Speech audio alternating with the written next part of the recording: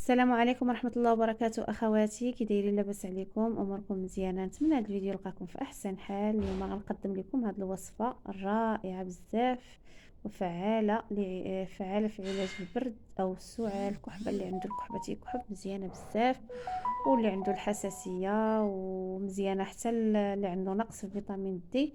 يعني واحد الوصفة اللي رائعة بمكونات بسيطة تتكون متواجدة في كل بيت. غتحضروا واحد الدواء اللي طبيعي. غنحتاجو اخواتي التين المجفف اللي هي الشريحه، ونحتاجو الثوم الاحمر، وغنحتاجو زيت الزيتون اخواتي. صافي اخواتي، هادو ثلاثه المكونات اللي غتحتاجو في هذه الوصفه. وغادي غادي نمسحوا ديك التين، غادي نمسحوه من ديك الغبار.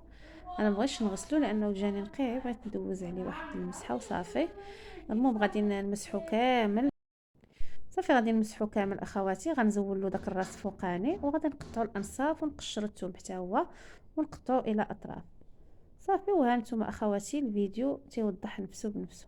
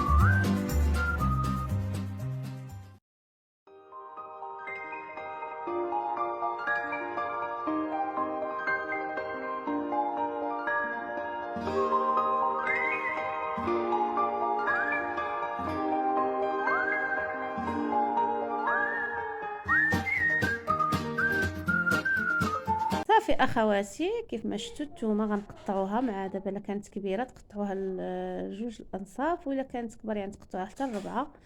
كيف ما شفتوا الثومه يعني ما تكونش كثيره بزاف، لانها شحال من واحد يعني تضر الثومه. يعني كاين اللي ما كتلائموش معاه الثومه، يعني دير غير شويه تطيح الطانس حتى هي لا قويتو منها. ديروا منها غير القياس.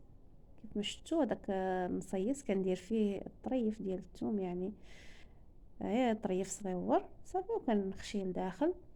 كيف ما شفتوا الثوم الاحمر راه مجهد. قلت لكم اخواتي الثوم الاحمر راه يعني قوي بزاف. يعني ديري منه اللي درت، يعني ديري منه واخا شويه راه تيعطي المفعول ديالو. صافي اخواتي، وغنستمر يعني ندير الثومه في وسط الشريحه. كيف ما قلت لكم اخواتي الثوم الاحمر حتى هو راه عنده فوائد عديده، راه حتى هو مضاد حيوي مزيان. حتى هو يا الثوم مزيان للبرد. يعني واخا تشدو غير الثومه بوحدها تحكوها ديروها في زيت الزيتون وتخليوها ترقاد. والواحد الا كان كتيكحو بلا شي حاجه ياخذ ديك المعلقه، راه مزيان مزيان بزاف للكحبه.